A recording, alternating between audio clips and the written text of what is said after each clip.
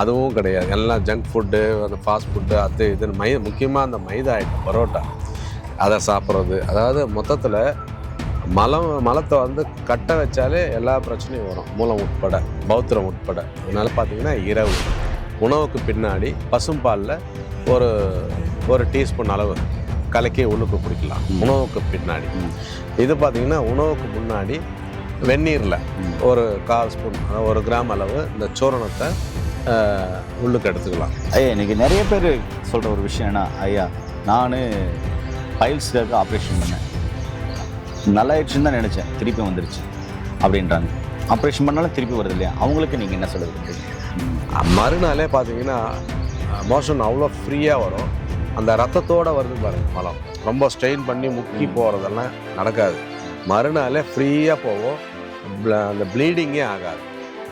நிறைய பேருக்கு நம்ம சொல்லி கை மேலே பலன், மறுநாள் ஃபோன் பண்ணி வாழ்த்தி தள்ளிடுவாங்க. ஐயா என்ன ஐயா அந்த மருந்து, இந்த கொய்யா பழம் சாப்பிட்டது இவ்வளோ எஃபெக்ட் ஆகும்.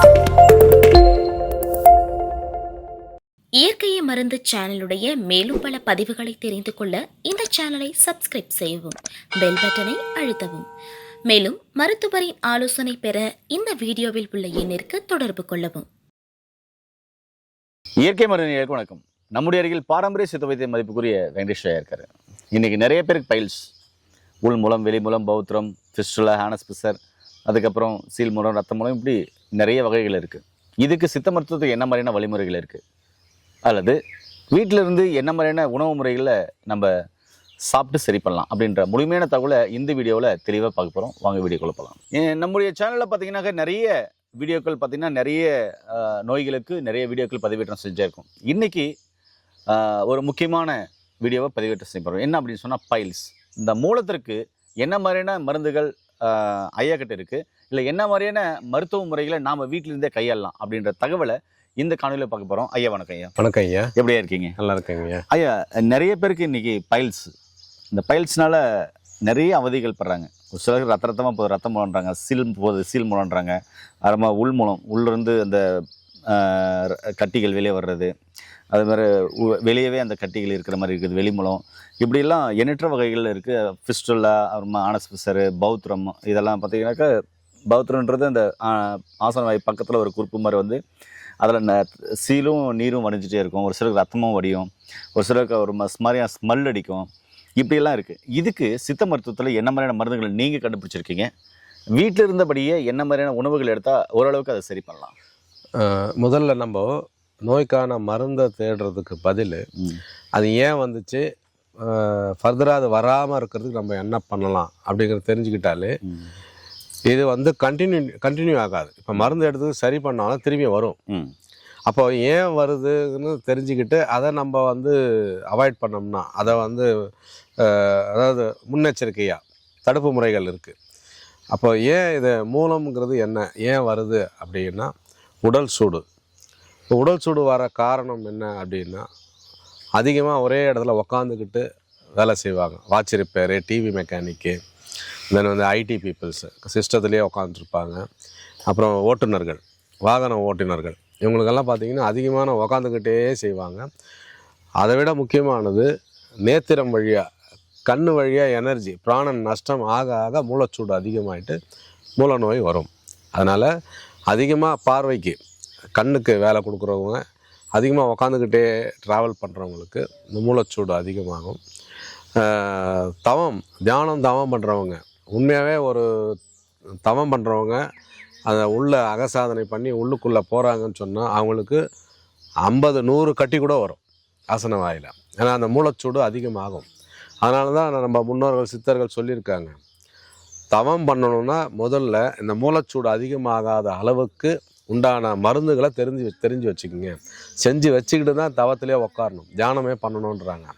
நம்ம யாரும் அதை ஃபாலோ பண்ணுறது, ஆர்வ கோளாறுலாம் நான் இந்த தியானம் கற்றுக்குறேன், அதை கற்றுக்குறேன்னு சொல்லிட்டு உட்காந்துக்கிட்டு பைல்ஸ் வர வச்சுக்கிறாங்க. அதனால் இந்த முன்னெச்சரிக்கையாக இது ஏன் வருது, என்ன எதனாலன்னு சொல்லிட்டு அதுக்குண்டான தடுப்பு முறைகள்லாம் முதல்ல நம்ம ஃபாலோ பண்ணணும்.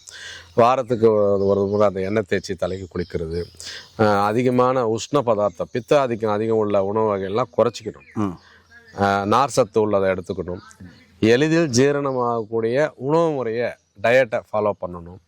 அதுவும் கிடையாது. எல்லாம் ஜங்க் ஃபுட்டு, அந்த ஃபாஸ்ட் ஃபுட்டு, அது இதுன்னு முக்கியமாக அந்த மைதா ஐட்டம், பரோட்டா அதை சாப்பிட்றது. அதாவது மொத்தத்தில் மலத்தை வந்து கட்ட வச்சாலே எல்லா பிரச்சனையும் வரும், மூலம் உட்பட, பௌத்திரம் உட்பட. அதனால் தினமும் வயிறு, அதாவது குடல் சுற்றி ரொம்ப முக்கியம். எப்படி தினமும் பல்லு வளர்க்குறோம், குளிக்கிறோமோ அது மாதிரி குடலை க்ளீன் பண்ணணும். தட் மீன்ஸ் டெய்லி மோஷன் ஃப்ரீயாக போகணும். அதுக்கு உண்டான உபாயம் அவங்கவுங்க தான் தேடி முயற்சி பண்ணி மருத்துவர்கிட்ட கேட்டு அதை பயன்படுத்திக்கணும். அதெல்லாம் பயன்படுத்திங்கன்னா மூலவியாதிங்கிறதே ஒன்று வராது. உஷ்ணம் தான், உடல் உஷ்ணம் தான் காரணம். சரிங்க, வந்துருச்சு. இப்போ உங்ககிட்ட என்ன மருந்து இருக்கு?